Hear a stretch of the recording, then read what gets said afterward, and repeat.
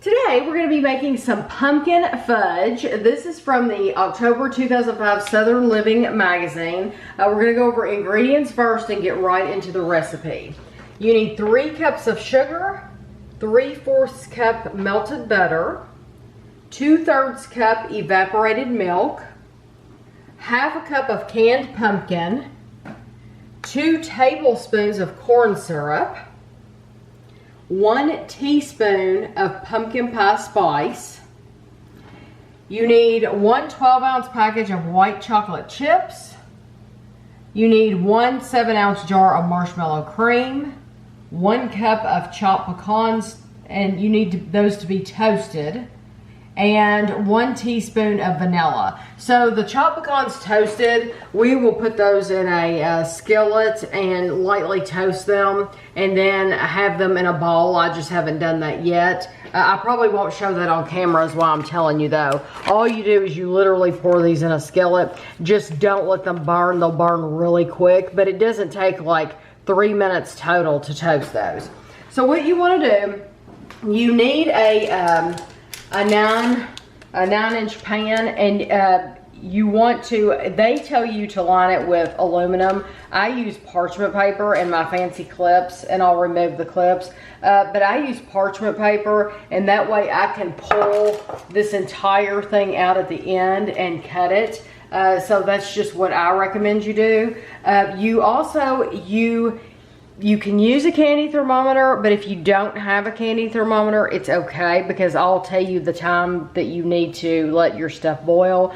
So anyway, you need a big pan. We have our big pot.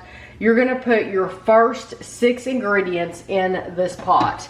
So you're going to put your sugar and your butter, evaporated milk, pumpkin, your Karo syrup,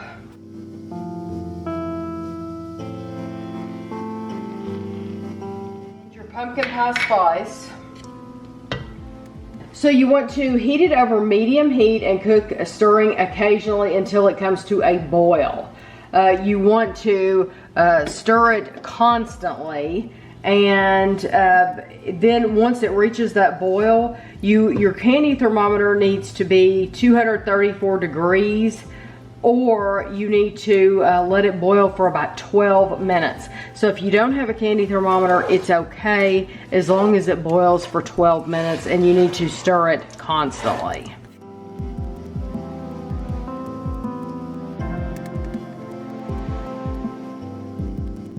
To show you, this is how it looks. It has been boiling for a little while. What is the temperature now, Kevin? 228 or so. 228, and we want it to get to 234. So if you do not have a candy thermometer and you are just letting yours boil, just make sure you let it boil for the full 12 minutes. Like this. Yes. Yeah, it needs to look like this. Don't stop stirring. Stir it the whole time. And then at the end of the 12 minutes, it should have reached 234 and be ready for us to add our other stuff to it. And we're going to take it off the heat. Yeah, we're going to take it off the heat at the end of the, when it gets to 234 or at the end of your 12 minutes. Okay, I put my candy thermometer in the sink, and now you want to add your remaining 4 ingredients. So we have our vanilla and our marshmallow cream. And don't let any of this splatter on your arm or anything, because it will scald you. It's only 234 degrees. Yeah, it will leave you with a scar for sure. Then we have our toasted pecans, and Kevin just put these in a skillet, a little skillet. And just move them around constantly. Yeah, and then this is a whole package of the white morsels, and you just stir this together. It's all gonna melt, and just keep stirring and stirring and stirring.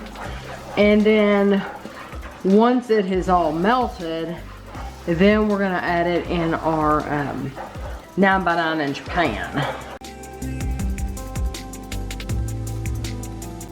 let Kevin, I'll let Kevin take over the stirring for me because let me tell you, you need some muscles in your arm for sure.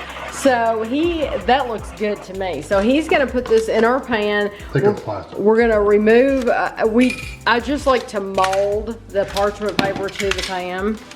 So yeah, that's gonna stay in there. So he's gonna pour this in here and then he's going to smooth it out. And normally with fudge, when we make like peanut butter fudge or chocolate fudge or anything like that, we normally put it in the refrigerator. This recipe does not say that. This recipe says to let it stand for 2 hours. So we're actually gonna leave it right here on the counter and we're gonna leave it for more than 2 hours because we're gonna wait. We're doing this recipe in the morning, so we're gonna wait till this afternoon to actually cut it and try it. So it'll probably be more like 4 or 5 hours for us, but just know that you are just supposed to at least 2 hours and then you can cut it. So we will be back. So I'm gonna take this out now. And remember, it wanted you to use aluminum. That's why I like using parchment paper, because now I can just put this pan directly back in the cabinet and don't have to wash it. And it doesn't stick at all. No, at all. Look at that. No stick at all. So what you want to do is just cut this into pieces. And I tell you what, it has been very, very hard to wait because this smells wonderful. It smells, I told Kevin, like a holiday time in this kitchen.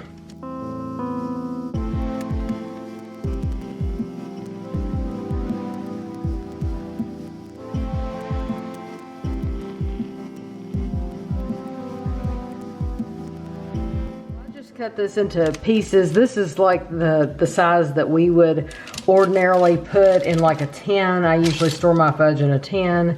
And so, and that is a good size, and you see how thick it is. So this is the October 2005 edition of Southern Living. And I got, the way that I cut it, it doesn't tell you how many pieces that you should get, but I got 36 pieces. And it says it makes about 3 pounds. So, are you ready? It's got a good texture to it. It's kind of, yes. Some marshmallowy.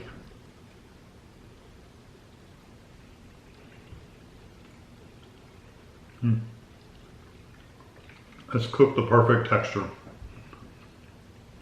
I love that pumpkin. That is amazing. I have to say that's some of the best fudge I've had in a long time. That's just as good as fudge that we have gotten from professional bakeries. I mean, it's that good. No. Yeah. The flavors are good. The texture is really good. That is absolutely, and you can taste that pumpkin pie spice. The pecans make it. I would absolutely recommend. I know some people say, oh, I'd rather have it smooth. You could have it smooth, but I think that the texture of the pecans really, really make it. That's a lot of flavor to it too. I would say if you do not have a candy thermometer though, I would time it and I would let it boil the entire 12 minutes because it is going to take it that long to get to that that 234 degree point. Candy thermometers are pretty cheap though. Honestly, just go buy one. That's the only way to know for sure. Yeah. Because I've timed it before and it's never been 100%. It's either too squishy and runny or too soft, or it's been too firm. This is just right. You all have to make this. If you like to make fudge at all, then I really would love for you all to make this because it is so absolutely delicious. And then you can let us know what you thought. Yeah, I wish you would because it's that good. And the pumpkin spice, it is a stronger pumpkin spice. Yes. You could have this, you think of pumpkins as like Halloween kind of. This would be good for Thanksgiving too. Oh. After you eat your dinner, if you're like us, you eat your dinner and then you play games or do whatever, sit around and talk for a while, and then you want dessert or snacky stuff. This would be excellent snacky stuff for after you've eaten the dinner. Jennifer. Or even before. Can you imagine what she's going to think Yeah, about? Jennifer will like this. My sister. Oh. she's gonna be crazy about this. That's very good. So what I'm gonna do, I haven't, I've made some different things from Southern Living before, and I've just put the video up, but I haven't like taken a picture of the recipe.